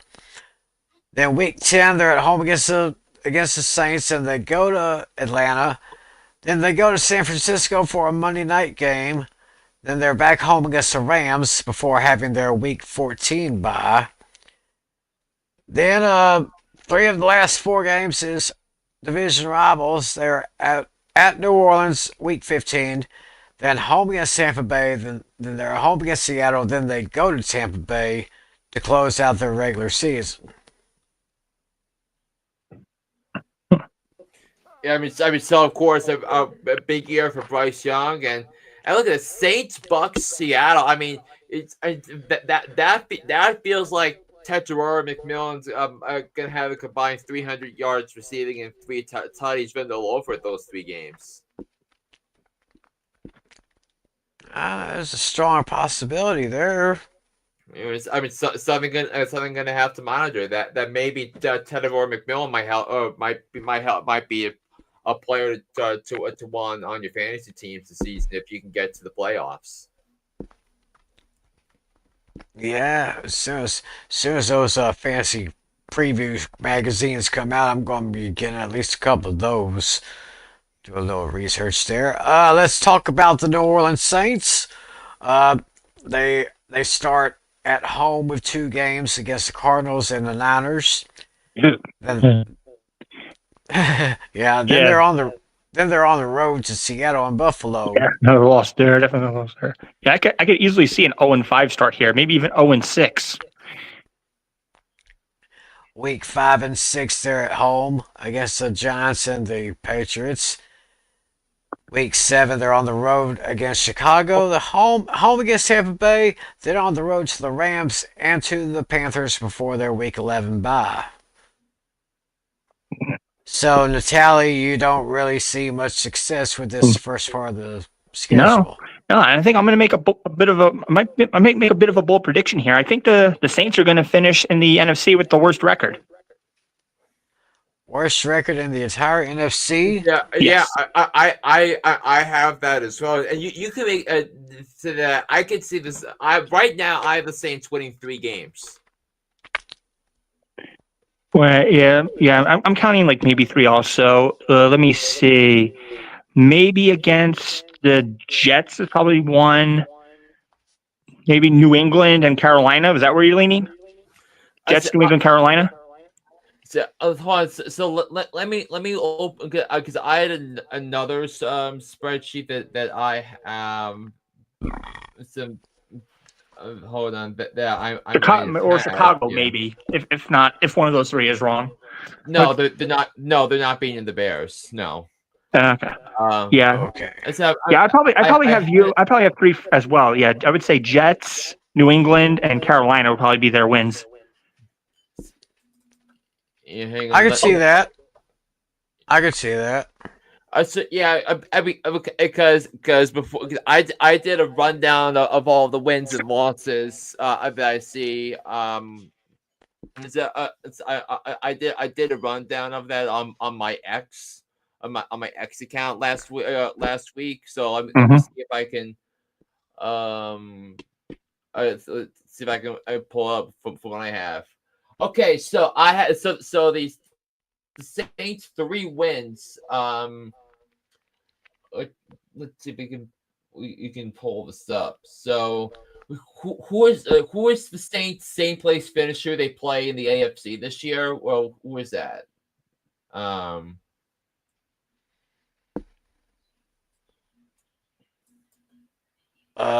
Could it be? Well, I want to say the Jets, but I'm not sure. Yeah, I thought it was the Giants. Didn't they both finish in last place last season? Jets and Saints. It's no, because like the 17th game, it's the Titans. So I have them beating Tennessee and then Yeah. I have them beating Atlanta and Carolina at home. Okay, so we have 2 out of the 3 that are the same. Yeah.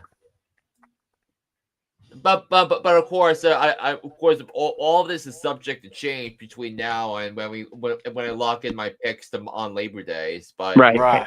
but right now I have the Saints finishing with the worst record in the NFC, and then to everybody's surprise in the AFC, the team I have finishing with the worst record, it's a huge surprise to tally.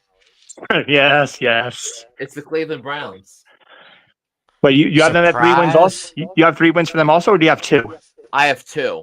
Wait, let me go through this. Take a gander here. What the 2 you have is? I'm going to guess that your 2 are the Titans That's and the Jets.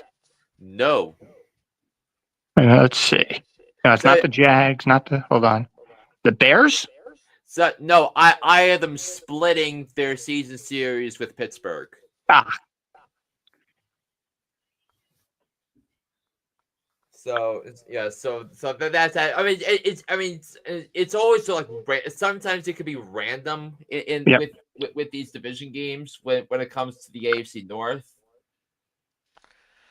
But So I see. So New Orleans with the worst record in the NFC, and Cleveland with the worst record in the AFC. So I got that down. all right, so I mean, we looked at the same. We just finished the same schedule, right? yep. So now we have just the Bucks is left. Yeah, it's. That's gonna be interesting. Let's see how Jalen McMillan does. And also they drafted Emeka Egbuka. I mean, so they have and how much are they going to get from Chris Godwin? Like, say a full season of Bucky Irving as the starting running back, presumably. Mm-hmm. Because Bucky Irving came on strong in the second half of the season Oh, after Rashad White went down. Yeah. Yeah. You're definitely going to want these guys in the fantasy playoffs here. Week 15, 16, and 17 is very favorable for them. And Bucky Irving running. Hold on. Let me. Let me see here, and then Bucky Irving running behind it's running behind a decent offensive line in Tampa as well. So it's a team with Baker Mayfield, Bucky Irving, Mike Evans, Chris Godwin, Emeka Egbuka, Jalen McMillan, and K. Dalton being a super flex tight end possibility. So let's get to their schedule. Well, the Bucks start against the Falcons, and then they have a Monday night game at Houston. Then they're at home against the Jets and the Eagles. On the road at Seattle, then at home against the Niners. Then they have a road game on Monday night, October 20th against the Lions. That's going to be a definitely rough one there for Tampa Bay, maybe. But remember, Tampa beat Detroit in Detroit last year. So be interesting. We'll see what they're there. Then right before the bye week, the Bucks will be in New Orleans against the Saints. Then their week 9 is the bye week. Then they go at home against the Patriots. Then they're on the road to Buffalo and to Los Angeles against the Rams. Then they're at home against the Cardinals, Saints, and Falcons. Now they're on the road to Carolina and Miami before finishing at home against Carolina. Mm-hmm. Yeah. I think that this team definitely has a favorable schedule, and I mean, I was dead wrong on this team the last couple of seasons, but yeah, they're for real. Baker Mayfield, 4,500-yard passing season incoming. Yeah, could very well happen. And Atlanta, Carolina, Miami, Carolina, Miami for your fantasy playoffs. So I think Baker Mayfield is going to win some people some fantasy leagues this year. Down the stretch of the season. Right. So, yeah, I can see. In fact, I can go ahead and mark that down right now. Yeah. I'm going to mark down Tampa Bay repeats as NFC South champions. I mean, I honestly, I think they were the only team that had a good offseason in that division. Honestly, Mm-hmm. Yeah, yeah, I'm gonna mark that down. This team definitely proved me wrong after I put them in last place for the last 2 seasons. Yeah. I mean, so So, though the one worry I do have about Tampa is that their defense is not as strong as it was the last couple of years, but I still think that I still think the roster is better. They have the best quarterback in the division. Yeah, oh, and I mean, if we learned something over the last few years, it's that if you have that all the division winners either have the best quarterback or the best roster or both. Right. That right. that the roster matters a lot. Mm-hmm. That is true. So, what I want to do, so I guess we've covered all the teams, right? Mm-hmm. Let's see. Oh, Jacksonville because the Travis Hunter. We haven't covered him yet. Oh, we have not covered the Jags. We got to cover the Jags. Travis Hunter, I think he may fit in well with the Jaguar system there. So, why don't we go ahead and take a look here? Jacksonville will start at home against Carolina. Then they go to Cincinnati. They're at home against Houston. They're on the road at the 49ers. Then week 5, the Jags are at home against Chiefs for Monday Night Football. Then they're at home against Seattle. Then the Jags and the Rams. I think that's the London game that we spoke of earlier. Yeah. Then week 8 is their bye. And the rest of the way looks this way. On the road against the Raiders, on the road against the Texans, at home against the Chargers, on the road against the Cardinals, on the road against the Titans, then at home against the Colts, home against the Jets, on the road to Denver, on the road to the Colts, and then home against the Titans. It's I mean week 16 that week 16 game against Denver is going to be tricky for Travis Hunter. So that you're either going to have Patrick Surtain covering him or you're going to have Shahade Barron a match a one-on-one between 2 first-round picks because Shahade Barron was the Broncos pick with the 20th. Right. So he slots in. He's going to play opposite Patrick Surtain. So Surtain would probably be covering Brian Thomas Jr. While Barron would probably be covering Travis Hunter, assuming everyone is available for that one. I mean the season Brian Thomas Jr. had last year has gotten swept under the rug so much last year from Right. the end of the season. I mean, he was incredible. It's going to be very interesting there. So I guess we've covered all the teams now. Let's see. I think we covered that. We covered Green. Let's see. Did we cover Green Bay yet? I don't think we did. So, but Oh, that's right. Yeah, we didn't. yeah, Yeah, we did the other teams, but it's not them. yeah, we did not do Green Bay. Yeah, Right. it looks like they should be the last one. Yeah, they finished third in their division last year, and they start at home against the Lions. Then they're at home against the Commanders on Thursday Night Football. Then they're on the road at Cleveland, then on the road at Dallas. Then their bye week is week 5. Then they are at home against the Bengals, on the road against the Cardinals, on the road against the Steelers. Then at home against Carolina, then home against Philadelphia on a Monday night game. Then they're on the road to the Giants. Then they're at home against the Vikings, on the road to Detroit, home against the Bears. And then the final 4 big matchups at Denver, at Chicago, home against the Ravens, and at Minnesota. Yeah, that's not going to be easy for Jordan Love. No. Uh-uh. I mean, see, we covered. Let's see, covered Denver. Oh, there is one. There is one team where you did not run through their schedule yet, Tim. I think I just heard you mention it, Denver. So we skipped over them and went immediately to the Chiefs Chargers at the start. We did not run down the 17 game schedule for your Cowboys. We just talked about the week 1 game against the Eagles. Oh, my Cowboys. Yeah, we Oh, haven't looked at your Cowboys yet. So let's take a look at your boys.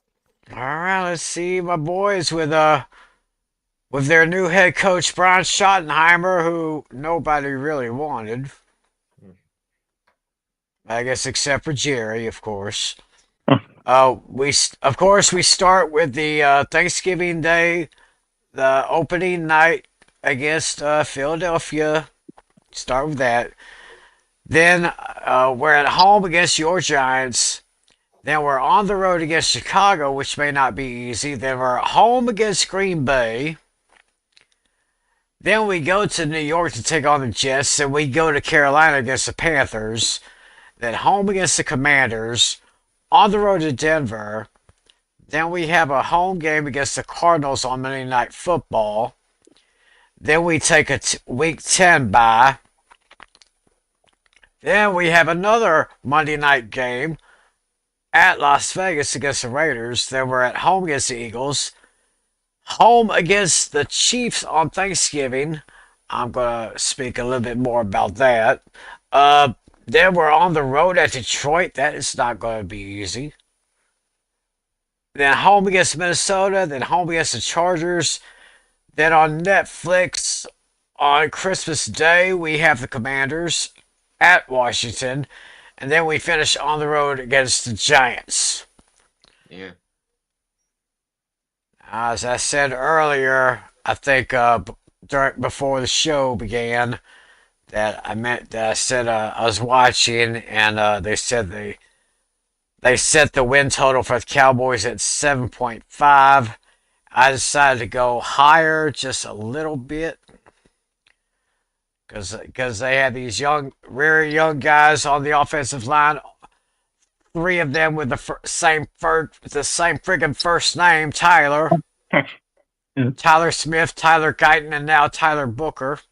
I guess Jerry likes guys with the name Tyler. I don't know. But, yeah. The last, let me see, those last 5 games. Minnesota, Los Angeles, Washington, New York. That's a All right, very interesting mix there. Yeah, it's definitely a blend. It's that you can look at it, the different types of different styles that the Cowboys are gonna have to contend with, Yeah. both offensively and defensively. Yeah. Yeah, so we got Javonte Williams and Miles Sanders as our 2 running backs. But then of course we got CeeDee Lamb and George Pickens as our wideouts. So I see the Cowboys winning more than 7 games, maybe 8, 9, or 10 at best. But Yeah, I digress. I had them at 7 before the Pickens trade, so that number went up a little bit. Oh, It had to have gone up a little bit, but it's I mean, so like so I think we ran through everything. Let's see, Denver, Green Bay, Jacksonville, and Kansas City is their fantasy playoff opponents. So it's not going to be easy for Bo Nix either in Denver. So yeah. all right. So I think that's that with the with the schedule. Yeah, and I did come up with a question related to schedules. Oh. Ooh. Yeah, I came up with one on the fly while we were in the show. I came up with one like an hour and a half ago. Pretty fresh. Alrighty then. I really didn't come up with anything this week, so Yeah. Well, it is going to be Thanksgiving related. Ah, All right, I guess. something I'm very familiar with. Yeah, I just wrote a little quick note on my on a little piece of paper here. I just jotted a quick note. You guys ready for it? Right. Yeah, go ahead. All right. Well, looking, I noticed that the Bengals are doing a Thanksgiving game. That's actually only their second Thanksgiving game they've ever done. So, with that being said, there are three teams that have played less than that. One team has played zero. I'm not looking for that team. I'm looking for the team now that's only had one Thanksgiving game. There's two of them.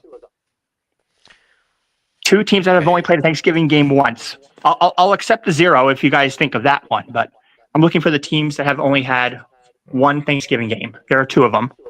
Mm. So I think we got to look at the newer franchises, right? Right. That's what I'm thinking. So what are you thinking? Texans, Jags, Panthers? That. Well, what happened with Tim? You might have accidentally pressed a button or something. No, he was just too busy yapping at Jerry. I want me some glory hole.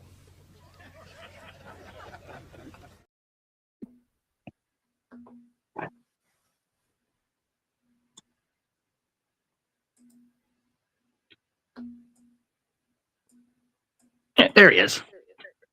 I accidentally hit a button there and jumped me out of the building here. So let's see. I'm thinking the Texans. It's got to be one of them. Okay. Uh, So let's see, the newer franchises are the Texans, the Jaguars, the Panthers. So, um, I'm trying to think when Jacksonville had played Thanksgiving. I mean, they had to have been a Thanksgiving opponent once during the Coughlin years, right? Or am I being misleading myself? yeah, I'm just gonna throw this out there. I'm gonna say the Texans, the Jaguars, and the Browns. Okay, I was only looking for two names. You gave me three. You gave me Texans, Jaguars, and Browns. Gotcha. Yeah. So I'm looking at the yeah I'm looking at the Texans. I'm looking at let's see. You got the Texans. Let's yeah. I think though I think we're both in the same area. So I'm gonna go Texans Jaguars as two. Texans, Jaguars. Well, I'll tell you Yeah. this. Well, both of you gave me the zero team, so I'll give you guys half credit, half a point on that. The Jaguars had zero, Ah. Okay. but the teams that only had one were the Carolina Panthers, Ooh. 2015, and the Tampa Bay Buccaneers in 2006.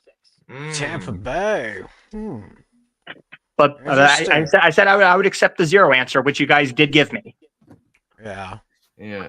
Well, we all knew they were all South teams. Yeah. Right. All right. And also there is a little tidbit that came in from Adam Schefter. So like Ooh. so here are the 5 most in demand NFL games following the schedule release. On the secondary market and Vivid Seats. So in terms of average ticket prices for these games. So I'll go from 5 to 1 here. So the 5th most expensive, most in demand game is Week 18 Jets Bills, the last game at the old stadium, regular season. Uh-huh. Average ticket price is $11.69, Jeez. Wow. and there are 4 games more in demand of that. The next one is the first game for the Bills at home, the Sunday night game against Baltimore, $11.83. Nice. Number 3 is the Sunday night game in Week 4 between the Packers and the Cowboys and Big D. Oh. In demand, $12.95 is the Damn. average price, and then Woo. number 2 is Chiefs Cowboys on Thanksgiving Yeah. at $1,491, and then number 1 Cowboys Eagles in Philly, average price $1,743. Oh, jeez. I guess there is a reason why they call the Cowboys America's team. Yeah. And Lincoln Financial Field seats 70,000. So think of all the Yeah. the revenue that Jeffrey Lurie is going to be get to generate from that. Oh yeah. So yeah, that's that. That's pretty hot chicks there, I tell you. Mm-hmm. So, But now let me see some of the others. I mean, but I mean, if I look at other games, that'll be too much time. So yeah, so. But hey, there's our look at the schedule. We took a good look, see how they'll do. Now, of course, as you know, later this summer, we of course we will have our annual 4 week series on our divisional previews. We'll be taking a look at each team's schedule and see what we think about them. So y'all just keep tuning into that. Um, So when, anything for the next show? Possible? I don't know. Maybe head coach on the hot seat. Is that next?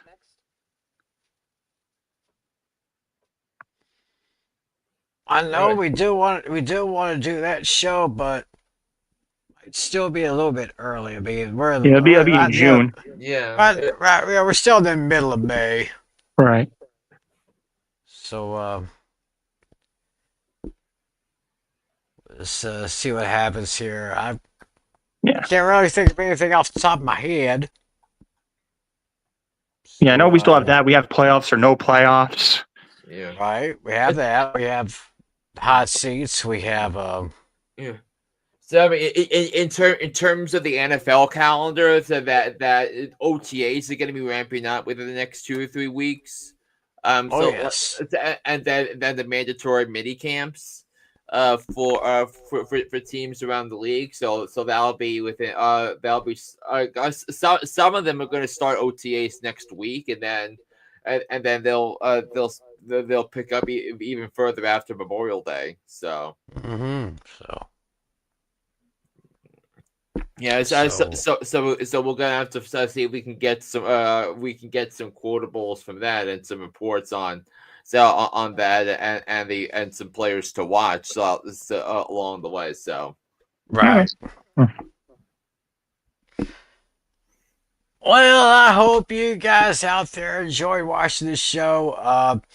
Let us know what you think about your favorite teams, how you think they're going to be doing this year. Put your comments in the comment section below. And of course, in the meantime, of course, you have John Flynn with Hooked on Sports. I mean, we got the basketball playoffs, which has been totally insane as of late. It's incredible that the top seed in the Western Conference. I mean, the Eastern Conference is out. The Cavs got knocked out by the Pacers. The Knicks are up 3-2 against Boston. The Celtics won tonight to keep their season alive. And the Timberwolves are on the verge of KOing Golden State. Yeah, of course, we got the hockey playoffs. My boys are just one more win away from returning to the Western Conference Finals. Hold on a second. I got one of the old shirts. There you go, baby. Yes. Yeah, but they'll have to play against either Las Vegas or Edmonton. Yeah, I told people I believe the winner of the Vegas Edmonton series was gonna be the winner of Dallas Winnipeg. I mean, Winnipeg was honestly so lucky that they got that goal at the end of games the end of regulation game 7 because they smelt like frauds the whole way too. Yeah.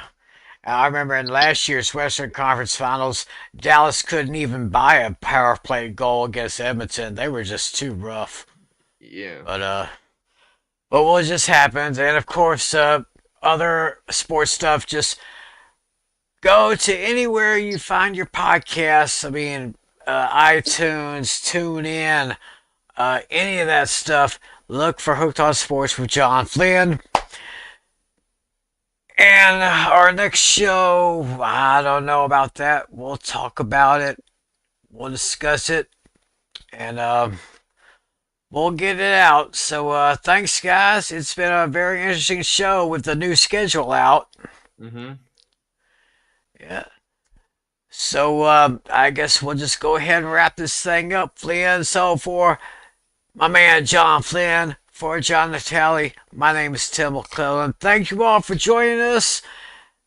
Have a great weekend. Enjoy the week. God bless you guys. And as always, be a good sport. See ya.